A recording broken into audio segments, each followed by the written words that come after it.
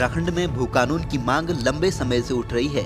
खास तौर पर ग्रामीण क्षेत्रों में लोगों की चिंता यह है कि बाहरी लोग यहां जमीन खरीदकर अतिक्रमण कर रहे हैं, जिससे स्थानीय लोगों की जमीन और संसाधन खतरे में पड़ रहे हैं। इतना ही नहीं बल्कि वर्तमान में उत्तराखंड में भूमि खरीद पर बाहरी लोगों के लिए कोई सख्त प्रावधान नहीं है, जिसके चलते राज्य में भूमि की खरीद बिक्री में भारी वृद्धि हुई है। लेकिन इस बीच टिहरी जिले से एक बेहद दिल खुश कर देने वाली खबर सामने आ रही है, जहां प्रतापनगर ब्लॉक के भेनगी गांव के लोगों ने खुद ही फैसला लिया है कि अब वह किसी भी बाहरी व्यक्ति को जमीन नहीं बेचेंगे।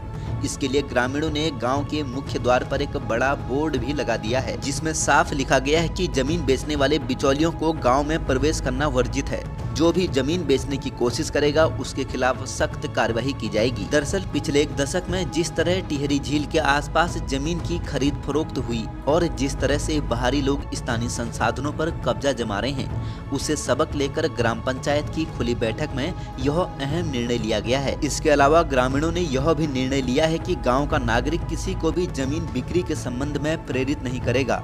गांव के लोग अपनी जमीन बेचकर पूंजीपतियों के द्वारा यहां बनाए जा रहे होटल, रेस्टोरेंट, गेस्ट हाउस में चौकीदार का काम कर रहे हैं। टिहरी के डीएम मयूर दीक्षित ने कहा कि ग्रामीणों द्वारा अपनी जमीनों की सुरक्षा के लिए अच्छी पहल की गई है, जिसके चलते उन्होंने उप जिलाधिकारी को निर्देश दिए हैं कि वह अधीनस्थ राजस्व उप निरीक्षक को सख्त निर्देश दें कि वह जमीन की खरीद फरोख्त में लगे भूमाफियाओं के खिलाफ कड़ी कार्रवाई करें। बीते एक दशक से ज्यादा समय में भूमाफियाओं और बड़ी बड़ी कंपनियों द्वारा गांव के भोले भाले लोगों को प्रलोभन देकर उनकी जमीन को औने पौने दामों में खरीदा गया है, जिससे यहाँ डेमोग्राफिक में भी काफी परिवर्तन आ रहा है। इसको ध्यान में रखते हुए ग्राम प्रधान की अध्यक्षता में आयोजित हुई बैठक में यह अहम फैसला लिया गया कि कोई भी व्यक्ति अपनी पैतृक जमीन को बाहरी लोगों को नहीं बेचेगा।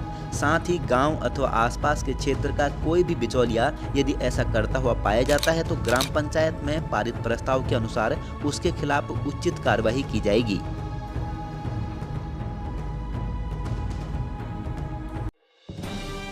बने रहिए पहाड़ से मैदान की हर खबर के लिए देवभूमि दर्शन के साथ।